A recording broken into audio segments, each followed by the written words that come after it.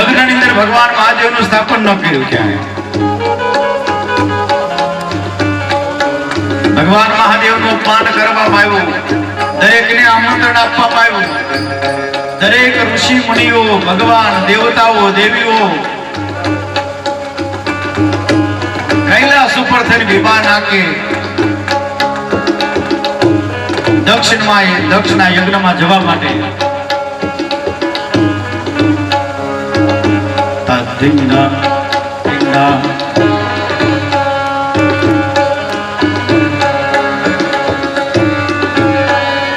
સતીને ખ્યાલ આવ્યો કે મારા પિતાએ કઈક મોટું યજ્ઞનું આયોજન કર્યું છે, એમાં અમને આમંત્રણ નથી, પણ મારે જવું તો છે.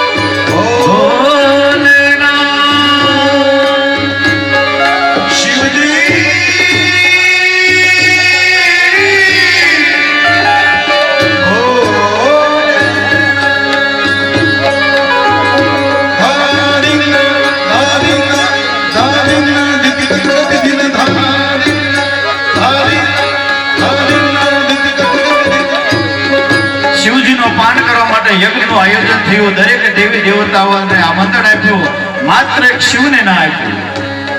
સતીને ખ્યાલ આવ્યો કે મારા પિતાએ કોઈ યજ્ઞનું આયોજન કર્યું છે. દરેક દેવતાઓ કૈલાસ ઉપરથી જાય અને પાછા કહેતા જાય, અમે તમારા પિતાના ઘરે જઈએ છીએ, તમે આવવાના છો, તમને આમંત્રણ છે.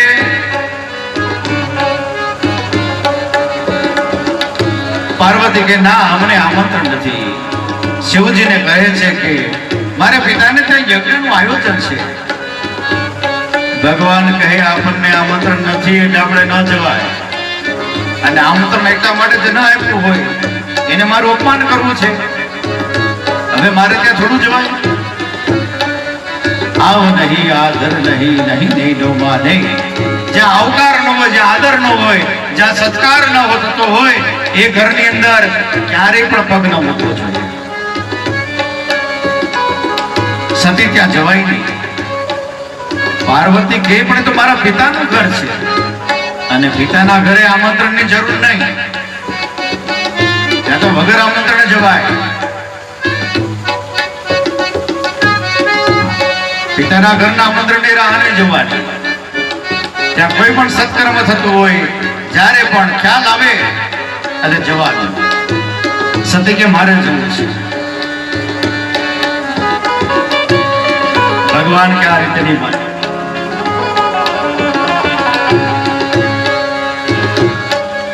પોતાના પિતાના ઘરે આવે છે સતી, એમની સાથે હું ગણોને મોકલે છે.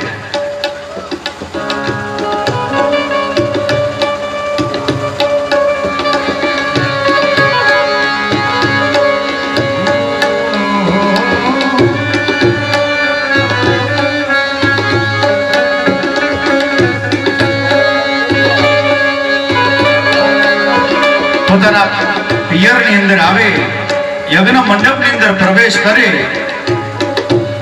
તો કોઈ માન નથી આપતું, સન્માન નથી આપતું. એમના પિતાજી છે એ મુખ ફેરવી ગયા.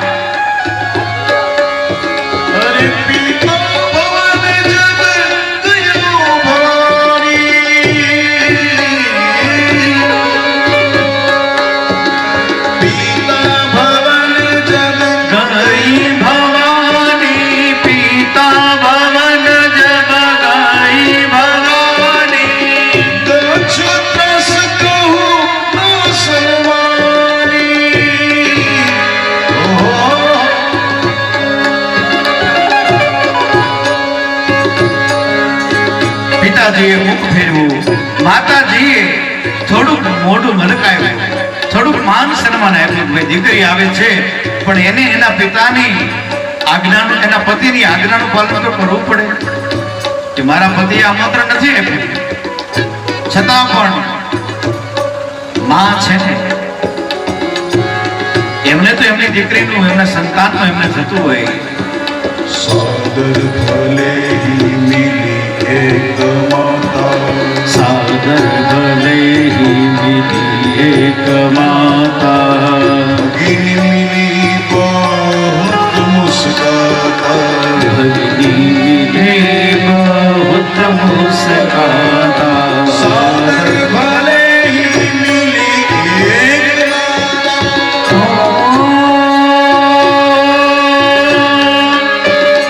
ओम त्र्यंबकं यजामहे सुगंधि पुष्टि वर्धनम्. उर्वारुकमिव वन्दनान्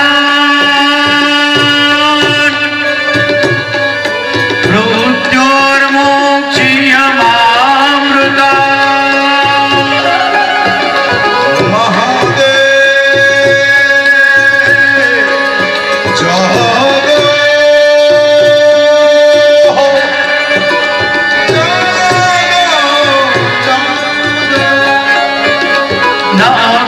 नागेन्द्रहाराय त्रिलोचनाय भस्माङ्गरागाय महेश्वराय हर नित्य शुद्धाय दिगंबराय तस्मै कालाय नमः शिवाय. ॐ नमः शिवाय.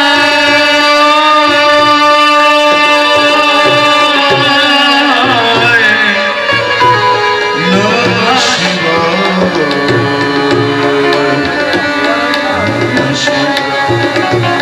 સતી પોતાના પિતાના ઘરની અંદર આવે. દરેક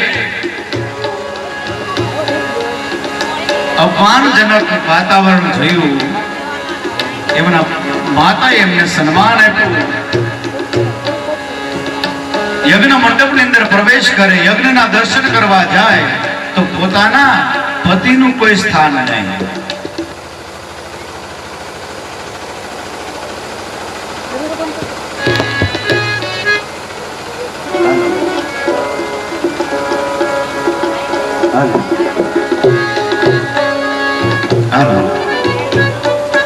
સ્ત્રી બધું સહન કરી શકે, પોતાના પતિનું અપમાન ક્યારે સહન ન કરી શકે. પોતાના પતિનું સ્થાપન ન જોયું, યજ્ઞનો ભાગ ન જોયો. પોતાના પિતાને કહેવા લાગે કે હે પિતા, તમે મારા પતિનું ઘોર અપમાન કર્યું છે. તમે મારા પિતાનું ઘોર અપમાન કર્યું છે. તમે મને પિતા કહેવાને લાયક નથી. તમારા શરીરમાંથી મારો આ દેહ બન્યો છે. આજે આ દેહનો પણ હું ત્યાગ કરું છું. સતીએ ઉત્તરાભિમુખ બેસી પોતાના યોગ દ્વારા અગ્નિ પ્રગટ કરી અને પોતાના દેહનો ત્યાગ કર્યો.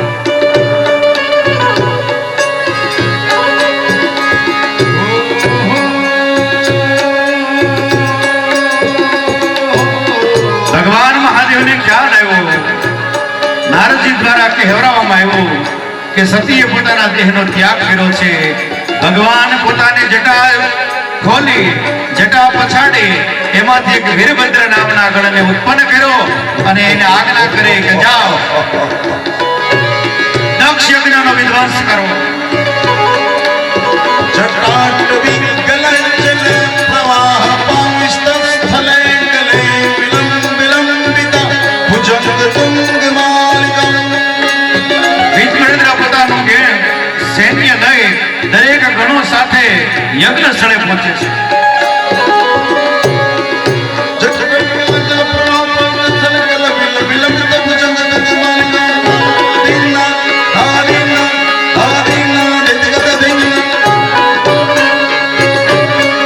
યજ્ઞ મંડપની અંદર આવી ભૃગુની દાઢી ખેંચી નાખી, ભગ દેવતાઓની આંખ ખેંચી, ભૂખા દેવતાઓના દાંત તોડી નાખ્યા. યજ્ઞ થવા લાગ્યું, બધા નાશ ભાગ કરવા લાગ્યા. દક્ષનું મસ્તક કાપીને મરડીને યજ્ઞ કુંડની અંદર પધરાવી દીધું. યજ્ઞ સ્થળે તોડી નાખી. જ્યાં કલ્યાણ ન હોય, જ્યાં શિવ ન હોય, એ યજ્ઞ કોઈનું કલ્યાણ ના કરી શકે. જ્યાં શિવ છે ને ત્યાં જ કલ્યાણ છે. માર ખાઈ ગયેલા દેવતાઓ, ઋષિઓ, સભાસદો બધા જ ગણોને શાંત કરવા માટે મહાદેવ પાસે જાય. शेषम समविशाल जटाजुट चंद्रभान गंग की तरंग मूल विमल नील गाले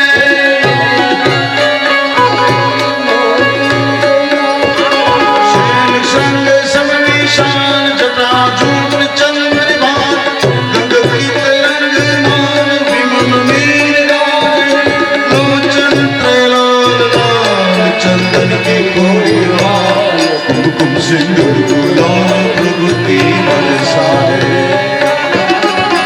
બધા બ્રહ્માજી પાસે એવા બ્રહ્માજી મહાદેવ પાસે જાય, સ્તુતિ કરે છે, તમારા ગણોને શાંત કરો. मुंडन की कंठमा विसत हृदय कुशा स्फटिक जाल रुद्रमान हर दयाल राचे નમામિ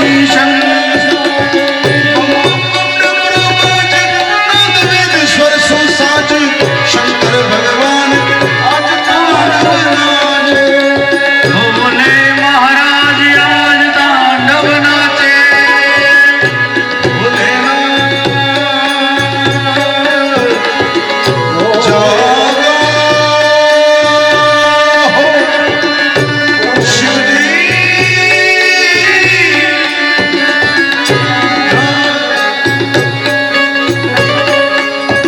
ભગવાન મહાદેવની સ્તુતિ કરે, પ્રાર્થના કરે કે મહાદેવ તમે પ્રસન્ન થાઓ, બધાને રક્ષા કરો. અને એ સમયે ભગવાન શિવ એટલે કલ્યાણ અને કલ્યાણકારી જીવ, એમની રક્ષા કરનાર ભગવાન મહાદેવ પ્રસન્ન થયા. દરેકને ભૃગુને બોકડાને દાઢી ચડાવી, દક્ષદેવ બોકડાનું મસ્તક ચડાવ્યું. ભગદેવ પોતાના મિત્ર ની આંખથી જોઈ શકશે અને ભૂખા દેવ છે એ યજમાન દ્વારા દેવતાઓને આહુતિ આપે, એમાંથી ભોજન લઈ શકશે. આવી રીતે દરેકનું કલ્યાણ કર્યું છે. એ સતીએ પછી બીજો જ જન્મ હિમાલયને ત્યાં લીધો અને એમની પુત્રી તરીકે બનીને આવ્યા. ભગવાનની આરાધના કરી, જપ કર્યું, તપ કર્યું અને ફરીવાર ભગવાન મહાદેવને પ્રાર્થના કરી. ત્યાર પછીની કથા ભક્તના પ્રહલાદ એવા ધ્રુવ ચરિત્રની કથા આવે છે. એ કથા આપણે બપોર પછીના સત્રમાં લેશું. અત્યારે ભગવાનના નામનું સંકીર્તન કરી 2 મિનિટ માટે એક સન્માનનો કાર્યક્રમ છે, એ પૂરો થાય એ પછી ભગવાનના નામનું સંકીર્તન કરી અને આપણે બધા પ્રસાદ લેવા માટે જશું. ત્યાં સુધી બધાએ અહીંયા જ બેસવાનું છે.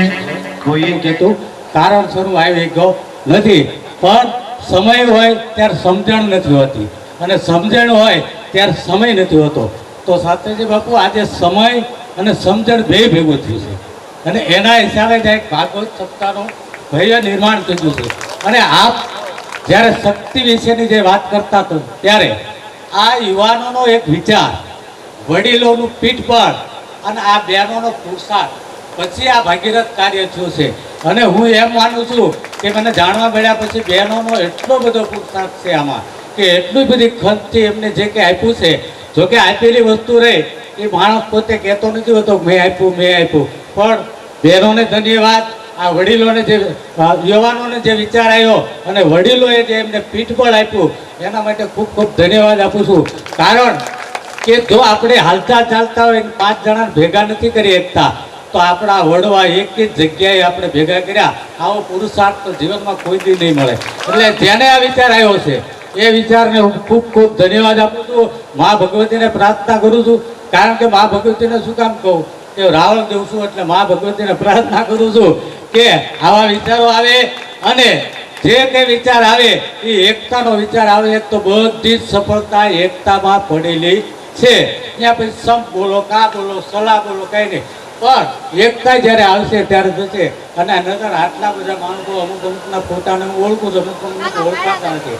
આ એકાએ આટલાને ભેગા કરવા એ સામાન્ય બાબત નથી શાસ્ત્રીજી. આ એક ભગીરથ કાર્ય છે અને આ મોક્ષાર્થ થાય અને ચોક્કસ 4 વેદ વાંચો જ્ઞાન મેળવો એ કરતા કોકની વેદના સમજવી ને એ અઘરું છે. આ આપણા વડીલોની આ પૂર્વજોની આપણે વેદના સમજાઈશું ત્યારે આપણે આ કાર્ય આપણે કર્યું છે. એ કાર્યને કરવા પાછળ ખૂબ ખૂબ મહેનત કરવી પડી છે. એને ઈશ્વર ખૂબ ખૂબ આપશે, એને ધન્યવાદ. પણ હવે આપણે શાસ્ત્રીજીનું જે સન્માન કરવાનું છે તો જે નામ બોલવું એ આવતા બહુ વાર ન લાગે.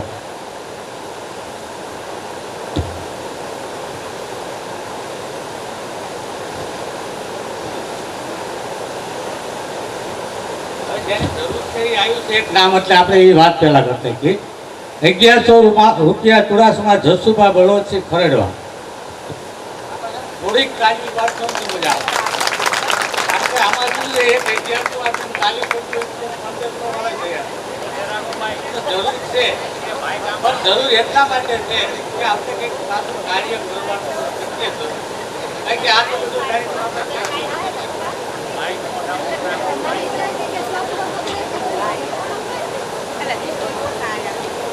હવે હું જે નામ બોલું ને એ આવે તો પૂજ્ય શાસ્ત્રીજીનું સન્માન આપણે કરવાનું છે. તો ભરતસિંહ મુળુભા, જનકસિંહ ગતુભા, નરેન્દ્રસિંહ નટુભા, પલુભા જીતુભા, ધર્મેન્દ્રસિંહ ગૌભા, નારાયણસિંહ મંગુભા, ભગવતસિંહ ભગત કાકા.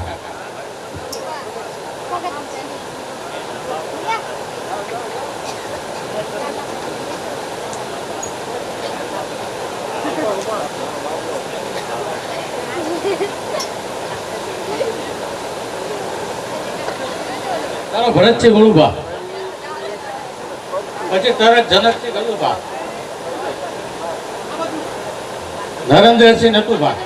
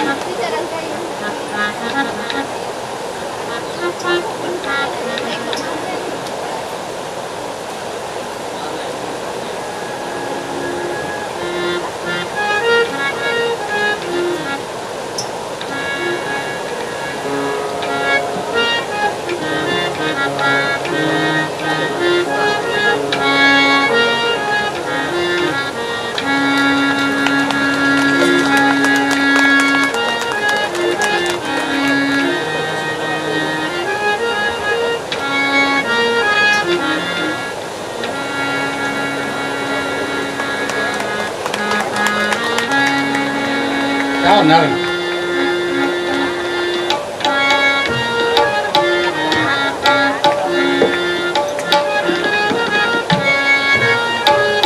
ચાલો ભગત કાકા.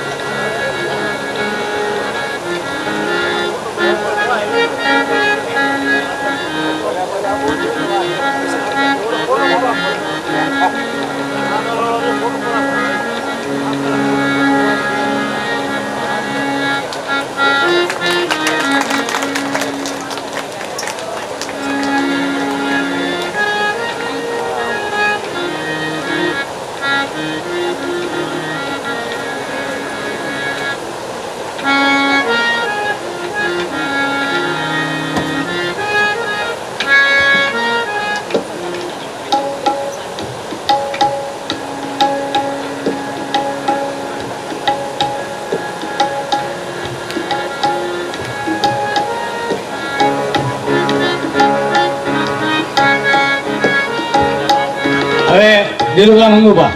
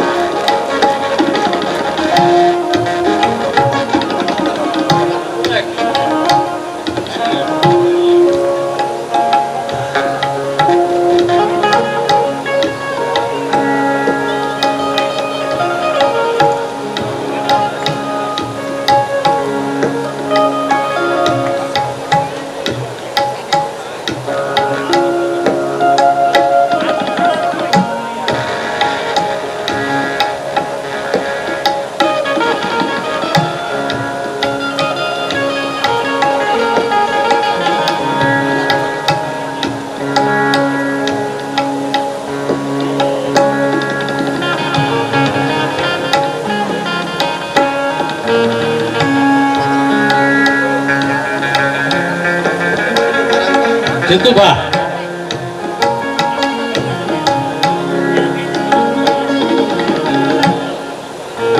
આવો વિક્રમ છે.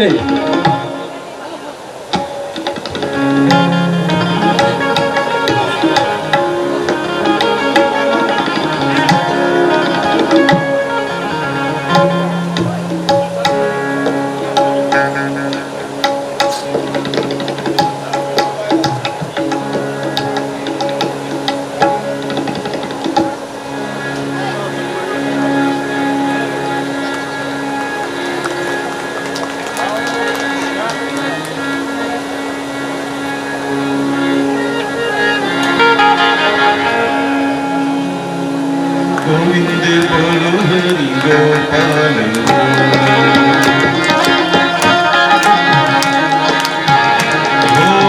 ગોવિંદ બોલો હરિ ગોપાલ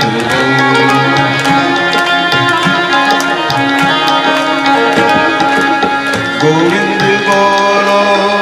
હાલો, હવે જે મહેમાનોનું આપણે સ્વાગત કરવાનું છે એ મહેમાન આ સ્ટેજ ઉપર આવી જાય અને ઘડીક રોકાઈ દો. મહેમાનોના સ્વાગતમાં રોકાવ, થોડી વાર રોકાવ. જસુભા મામા ચુડાસમા ખરડ આ સ્ટેજ ઉપર પધારે. અજીતસિંહ મામા ચુડાસમા ખરડ, કિરીટસિંહ વાઘેલા કોટ, મહેન્દ્રસિંહ ફુવાસા જાડેજા ભુજ, હેમભા જણુભા રાફા. આ મહેમાનો અત્યારે આયા સ્ટેજ ઉપર આવતા રહે. અમે પુરુષો જે આવે એમનું સ્વાગત કરે. ઘનશ્યામસિંહ રામભા,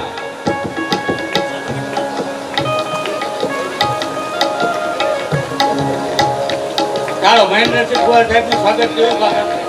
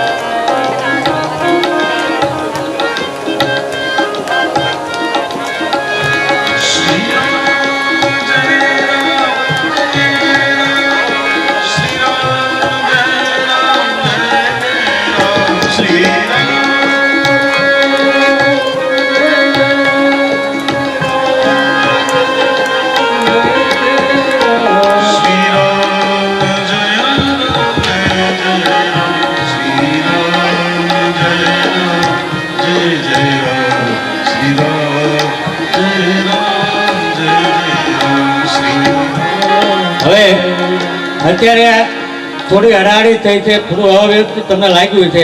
હવે પછીનો કાર્યક્રમ આપણે વ્યવસ્થિત કરશું, કારણ કે આમાં હું છે એક તો તાપ, એક તો લાઇટ જઈ અને પૂજ્ય શાસ્ત્રીજીને જે સરળ વાણી હતી ને એમને રોકવા બહુ મુશ્કેલ હતી, કારણ કે અમારે વહેલા રોકવા હતા પણ રોકવા બહુ મુશ્કેલ હતું, કારણ કે એવા પ્રવાહમાં એ હાલતા હતા ને ત્યાં એ પ્રવાહમાં આપણે ગતિમાં કોઈ દી અવરોધ કરાય નહીં, એટલે આપણે રોકવામાં થોડીક એમને રોકવા એ માટે નહોતા રોક્યા કે એવો પ્રવાહ ચાલુ હતો તેમાં આપણે રોકી નહોતા શક્યા. હવે આપણે શાસ્ત્રીજીને થોડુંક વહેલી ટકો કરી દઈશું અને ત્યાં પછી આપણે આપણું આયોજન કરશું.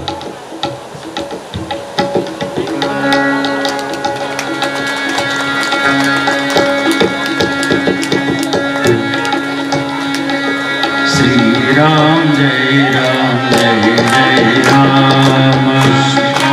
આવશે 2 મિનિટ માટે. શ્રી રામ જય રામ જય જય રામ. શ્રી રામ જય રામ જય જય રામ. ઓ શ્રી રામ જય રામ જય જય રામ.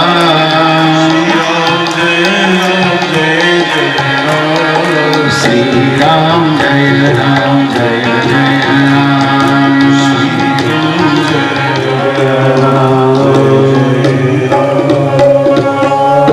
ગુરુ રામચંદ્ર ભગવાન કી જય.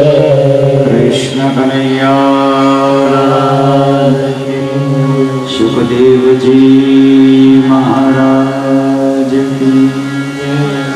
સ્વામિનારાયણ ભગવાન કી ઓમ નમઃ પાર્વતી પતયે હર હર મહાદેવ.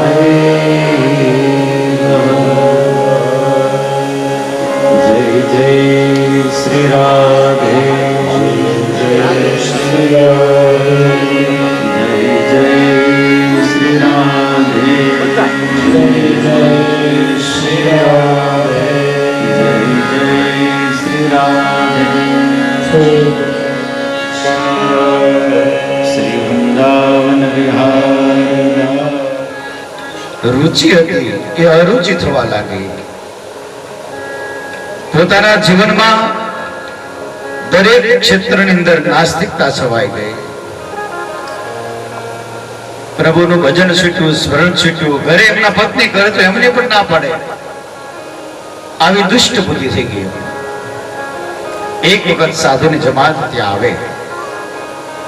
પહેલાના સમયમાં આવું હતું, ગામડા ગામની અંદર સાધુની જમાત આવતી, સંતો મહાપુરુષો આવતા. ગામનો કોઈ સજ્જન માણસ હોય ને એમના ઘરે રોકાતા, અથવા તો મંદિરે રોકાય, ચોરે રોકાય, અને રાત્રિના સમયે સત્સંગ કરે, ભગવદ ભક્તિનો પ્રચાર કરે. પ્રચારનું કામ સંતોએ બહુ કર્યું છે.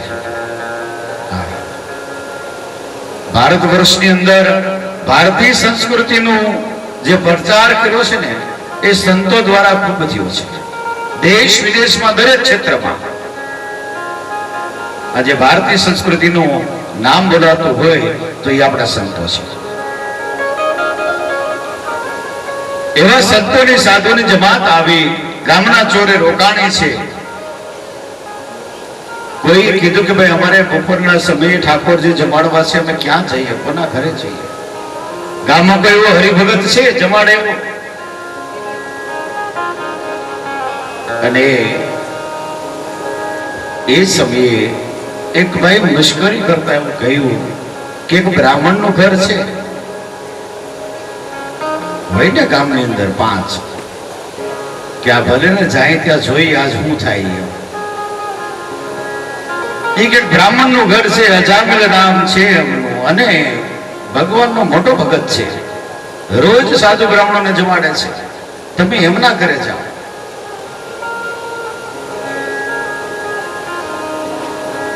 સાધુઓ તો ગોતતા ગોતતા ગયા અજામિલના ઘરે જઈને બહારથી ડેલી ખકડાવી. અજામિલના પત્ની આવ્યા, નમસ્કાર કર્યા. દેવી, અમારે ઠાકોરજી જમાડવા છે આજે. અજામિલના પત્ની એટલા ધર્મનિષ્ઠ કે સાધુ સંતો પોતાના આંગણે આવે એટલે એને એમ થાય કે નહીં, મારી ઘરે ભગવાન પધાર્યા છે, પ્રભુ પધાર્યા છે. જમાડવાની ખૂબ ઈચ્છા, પણ મનથી એક ડર કે કદાચ જમાડતી વખતે જો મારા પતિ આવી જશે, આ સાધુનું અપમાન કરશે, તો મારે શું સમજવું? અતિથિ દેવો ભવ, અતિથિ એ મારા માટે ભગવાન સમાન છે, એનું અપમાન એટલે ભગવાનનું અપમાન.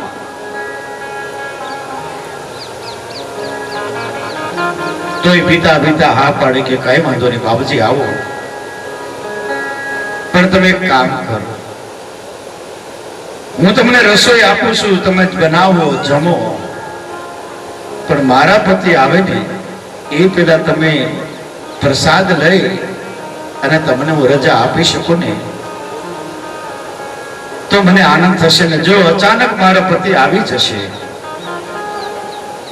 તો તમને થોડું દુઃખ થશે, કારણ કે એની બુદ્ધિ છે ને કુબુદ્ધિ છે. એ અહીંયા આવ્યા પછી શું બોલે અને તમને શું કહે એનું કાંઈ નક્કી નહીં, તમારું અપમાન થઈ જાય. સાધુએ સમજી ગયા સાધુ જીવન કેવું હોય. તમારા પતિ ગમે તેવા હોય, હવે મારે એને મળવું છે. ભલે અહીં જે કહેશે ને અમે સહન કરી લેશું, અમે એક શબ્દ પણ બોલશું નહીં. આ સાધુનું જીવન. કોઈનું જીવન સુધારવું હોય તો સાધુ બધું જ સહન કરવા માટે તૈયાર થઈ જાય. આ સાધુ એક જીવ જો બચી જતો હોય, એક જીવનું જીવન સુધરતું હોય તો એ ગમે તે સહન કરી લે. આ સંતનો સ્વભાવ, આ સાધુનો સ્વભાવ.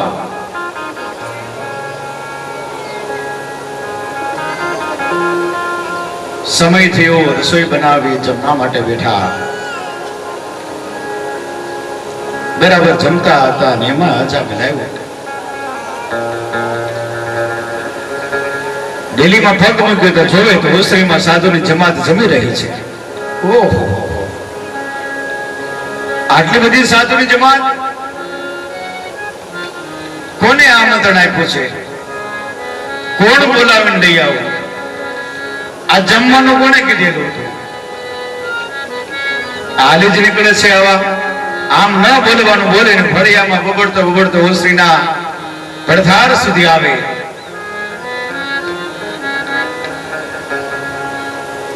અજામિલની પત્ની બે હાથ જોડીને સાધુ સામે ઉભી રહી છે. બાબુજી, ક્ષમા કરજો, મારા પતિ વતી હું તમારી પાસે ક્ષમા માંગુ છું. સાધુઓ જેમાં જમીન પરથી કીધું, અજામિલ, સાધુ બ્રાહ્મણોને જમાડીને એટલે દક્ષિણ આપવી પડે, ત્યારે જમાડવાનું પુણ્ય તમને મળે. હવે તમે દક્ષિણ આપો એટલે અમે રજા લઈ. આ દુષ્ટ બુદ્ધિ વાળા લોકોને જીવને ભગવાન તરફ કઈ રીતે વાળવા, સાચા માર્ગ ઉપર કઈ રીતે વાળવા, આ એ રસ્તો સાધુ અપનાવ્યો છે. કે અનાયાસે તો નામ લેશે ને, આને હાથમાં માળા આપશું તો આગળ જપ નહીં કરે. આને મંદિરે જવાનું કેવું તો કે મંદિરે નહીં જાય. અને સાધુ સંતોની સેવા કરવાનું કહીશું, આગળ સાધુ એને ત્યાં એક સંતાન થાય અને એનું નામ નારાયણ રાખે તો અજામિલ કીધું કે સારું જાઓ, મારે ત્યાં સંતાન થશે, એનું નામ હું નારાયણ રાખીશ. અને એમનું નામ નારાયણ રાખવામાં આવ્યું છે.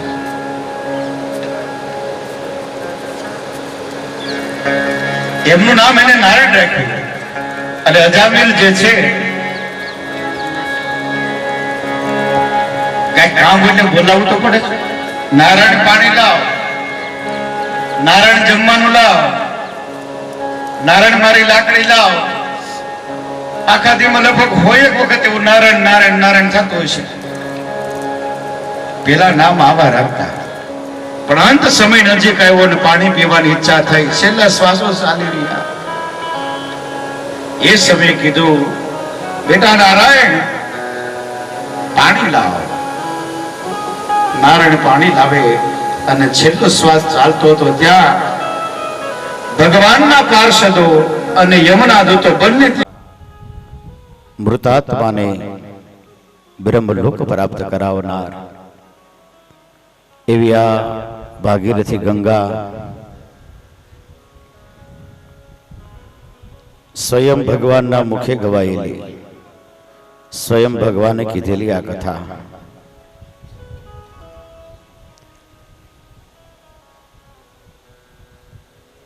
પરમાત્માના મુખેથી ગવાયેલી આ કથા બ્રહ્માજી પાસે આવી. બ્રહ્માજી પાસેથી નારદ ઋષિ પાસે આવી. એ નારદજી પાસેથી વ્યાસજી આગળ આવી. વ્યાસ પાસેથી સુખદેવજી પાસે, અને એ સુખદેવજી પાસેથી રાજા પરીક્ષિત સાંભળી રહ્યા છે. એક ઘાટ એ પણ છે અને બીજો ઘાટ એ પણ છે. ભગવાન પાસેથી બ્રહ્માજી, બ્રહ્માજી પાસેથી નારદજી પાસે, નારદજી પાસેથી સનત કુમારો પાસે, સનત કુમાર પાસેથી સુત પુરાણી, અને સુત પુરાણી પાસેથી શૌનકાદિ ઋષિ.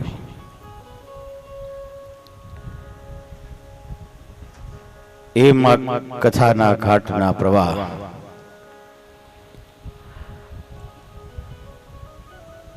આ પ્રવાહ સાથે આ જ્ઞાન ગંગાની અંદર સ્નાન થાય, આચમન થાય, ડૂબકી લગાવાય. જેટલું થઈ શકે એટલું આપણાથી થાય. જેવી આપણી પાત્રતા હોય એવું પ્રાપ્ત થાય. તો વહેતી ગંગા છે. આ વહેતી ગંગાની અંદર કોઈ 7 દિવસ સુધી સ્નાન કરે, કોઈ 1 દિવસ, કોઈ 2 દિવસ, જેને જેવો સમય મળે તેવો. અને ઘણા તો ગંગાના કાંઠે રહીને સ્નાન કર્યા વગર રહી જાય. હા, આવું બને. પાત્રતા ન હોય તો થાય. હા, કાંઠે જ બેઠા હોય,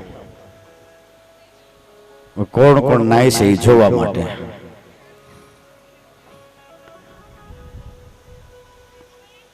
આ તો વહેતી ગંગા છે. જે ડૂબકી લગાવે, જે આચમન કરે, દરેકને પવિત્ર કરે, દરેકને પાવન કરે. ભુક્તિમ ચ મુક્તિમ દદાતિમ ઇતિ ભાગવતીમ.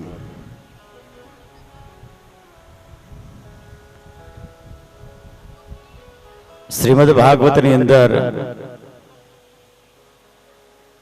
સવારના સત્રની અંદર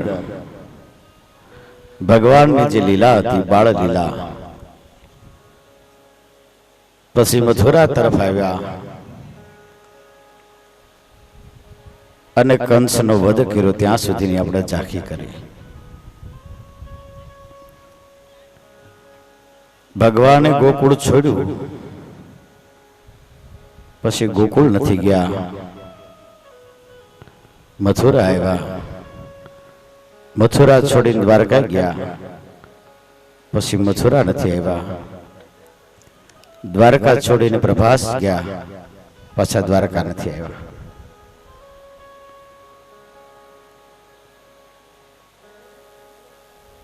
એક અવસ્થા છે. કાલે કોઈ એવો પ્રશ્ન કરેલો કે આવું કેમ?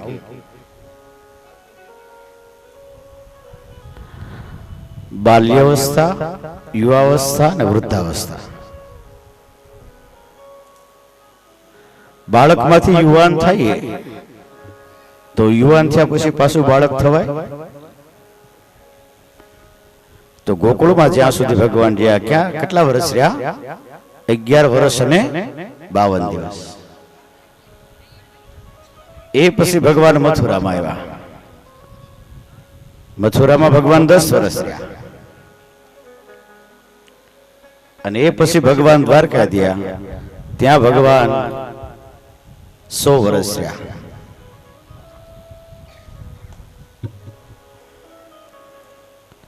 તો બાળપણમાંથી યુવાન થાય, એ યુવાની પછી ગઢપણ આવે, વૃદ્ધાવસ્થા આવે.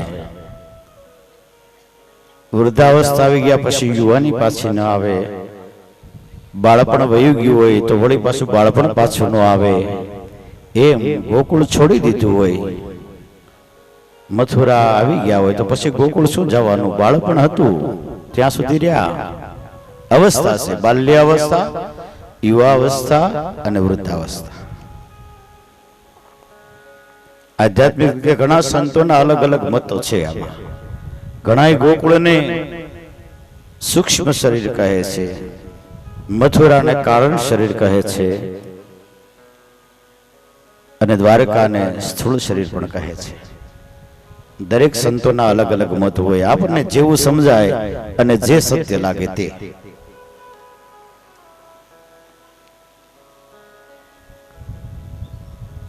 ગોકુળ છે ગો નામ ઇન્દ્રિય, આ એક સૂક્ષ્મ શરીરની વાત છે. મથુરા છે તે કારણ શરીરની વાત છે અને દ્વારકા જે છે એ સ્થૂળ શરીર છે. એટલા માટે ભગવાને દ્વારકા આવીને લગ્ન કર્યા છે. અનેક દરવાજા હતા દ્વારકાના, એટલે એનું નામ દ્વારકા પડ્યું છે. એમ શરીરમાં પણ અનેક દરવાજા છે, અનેક દ્વાર છે. શરીરને પણ દ્વારકા કહી શકાય. ભગવાન ઇષ્ટદા પ્રકૃતિ સાથે લગ્ન કરે છે.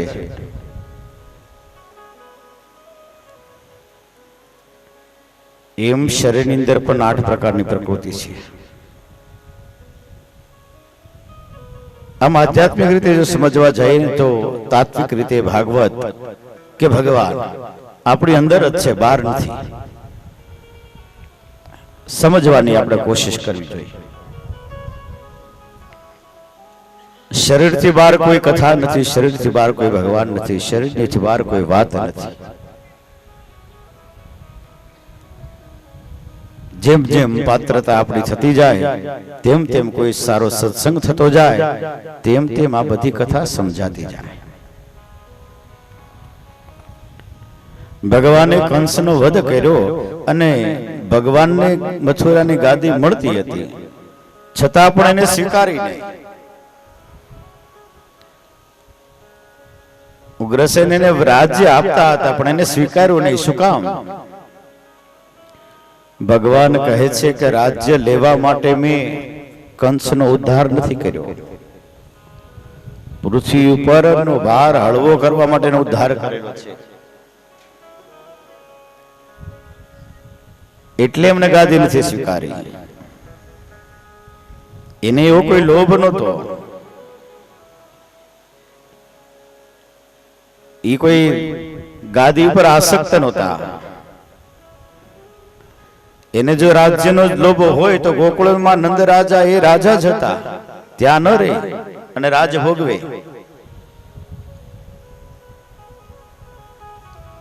પણ એને એવો કોઈ લોભ નહોતો કે રાજ્ય મારે જોવે છે, કોઈ એવા આસક્ત નહોતા. આ તો કંસ ઘણા સમયથી બધા એને ત્રાસ આપતો હતો, ખોટા કર લેતો હતો. આસુરી વૃત્તિ હતી એની, એનો નાશ કરવા માટે ભગવાન એનો વધ કર્યો છે. કંસના પિતા ઉગ્રસેન હજી હતા જ છે જ, અને ભગવાને એને જ પાછા રાજા બનાવ્યા, ઉગ્રસેનને જ. દરેક જીવની બે વૃત્તિ હોય છે, આસુરી વૃત્તિ અને દેવ વૃત્તિ. અને દરેક વૃત્તિને બે પત્ની હોય છે, અસ્થિ અને પ્રાપ્તિ.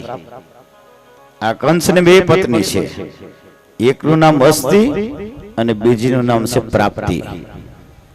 અસ્થિ એટલે છે અને પ્રાપ્તિ હજી વધુ જોવે છે.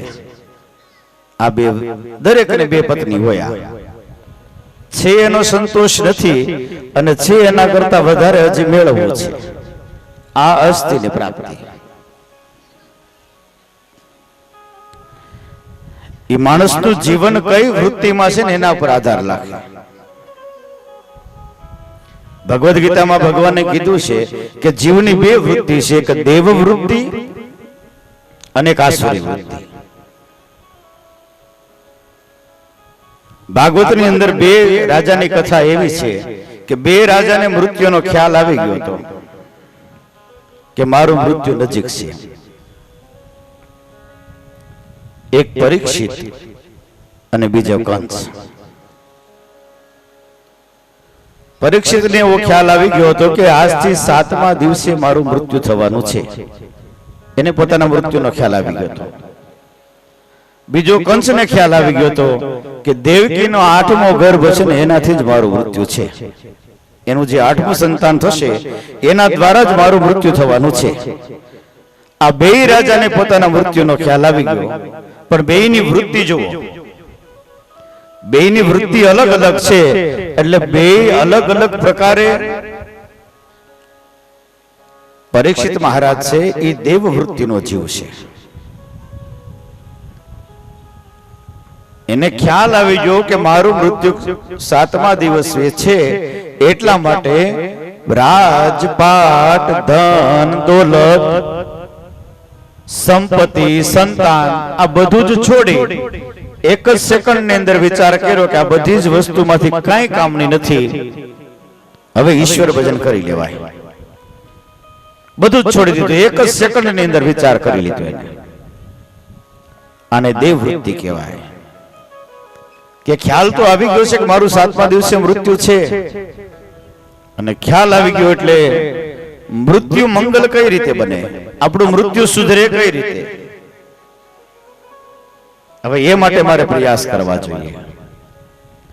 અને આ બાજુ જુઓ કંસ, આ આસુરી વૃત્તિનો જીવ હતો. એને પણ ખબર પડે કે દેવકીનો 8મો ગર્ભ છે એનાથી જ મારું મૃત્યુ છે, 8મું સંતાન છે એનાથી જ મારું મૃત્યુ છે. તો એને શું કર્યું? મૃત્યુને ટાળવા માટેના બધા પ્રયાસ કર્યા.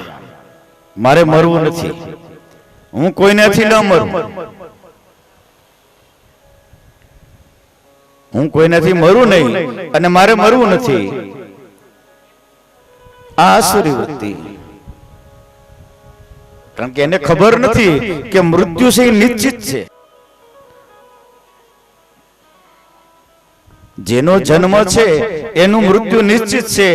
આ કંસની વાતને ખબર નથી એટલે મૃત્યુને ટાળવાના પ્રયાસ કરે છે. બે રાજા છે, પરીક્ષિત અને કંસ. આ બે વૃત્તિ છે દરેક જીવની. હવે આપણે કઈ વૃત્તિમાં જીવવું એ નક્કી આપણે કરવાનું હોય. આસુરી વૃત્તિ સાથે જીવન જીવવાનું છે કે દેવ વૃત્તિ સાથે જીવન જીવવાનું છે,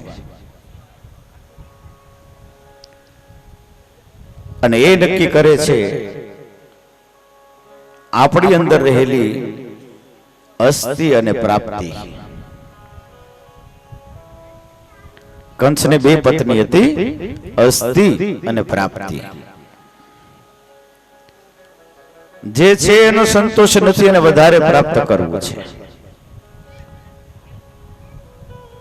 ઉગ્રસેનને રાજ સોંપવામાં આવ્યું. ભગવાન એની સાથે રહે છે.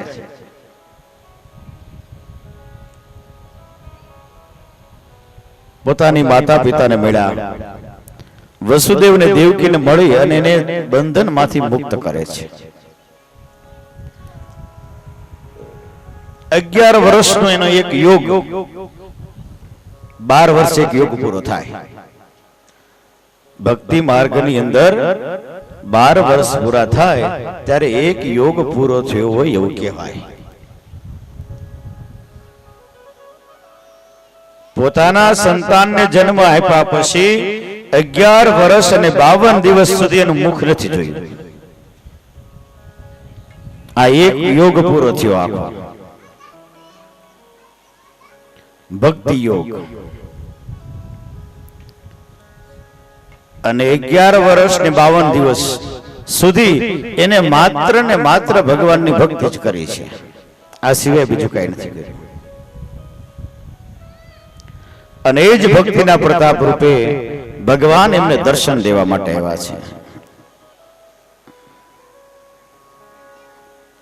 વસુદેવ અને દેવકીને ભગવાન મળે છે, કૃષ્ણ મળે છે. 11 વર્ષ સુધી મેં જેનું મુખ નથી જોયું એ આજે એને ભેટે છે, ખોળામાં બેસાડે, રમાડે છે, હૃદયનો ભાવ વ્યક્ત કરે છે.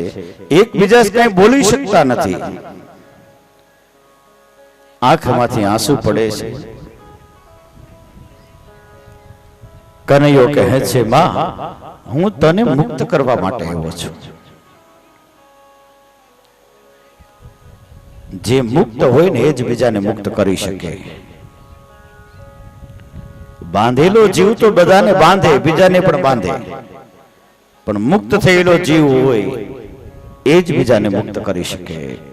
કૃષ્ણ છે ને મુક્ત છે, કોઈ જગ્યાએ બંધાતો નથી. પ્રેમથી જો કોઈ બાંધવાની કોશિશ કરે તો પ્રેમથી બંધાય, બાકી આમ ન બંધાય. કૃષ્ણ કોઈની સાથે બંધાય નહીં. ધીમે ધીમે મોટા થાય છે. અભ્યાસ માટે સાંદીપની ઋષિના આશ્રમની અંદર બેસાડવામાં આવે છે.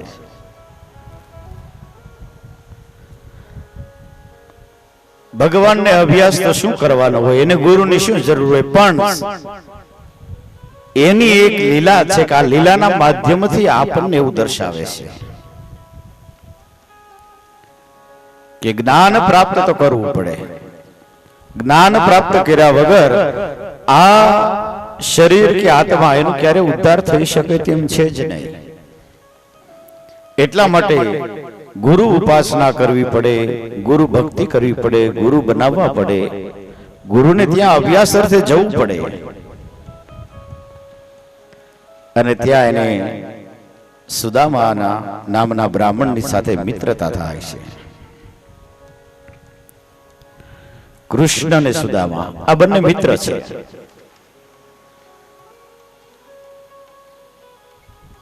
સાંદીપની ઋષિની આશ્રમની અંદર એ જ ઋષિ પાસે અભ્યાસ કર્યો. અભ્યાસ પૂરો થયો. અલ્પકાળની અંદર, બહુ જ ઓછા સમયની અંદર દરેક વિદ્યા પ્રાપ્ત થઈ. વિદ્યા પૂરી થઈ એટલે ગુરુજીને કહે છે, ગુરુજી હવે મારે તમને દક્ષિણામાં શું આપવાનું?